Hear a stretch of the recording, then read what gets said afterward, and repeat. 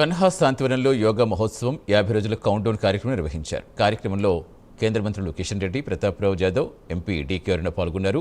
June 21 జరిగే యోగా దినోత్సవం ప్రజలను సమాయత్తం చేసే ప్రయత్నమే ఈ కార్యక్రమాన్ని కిషన్ రెడ్డి తెలిపారు. దేశాన్ని అన్ని రకాలుగా ముందుకు తీసుకెళ్తున్నామన్నారు.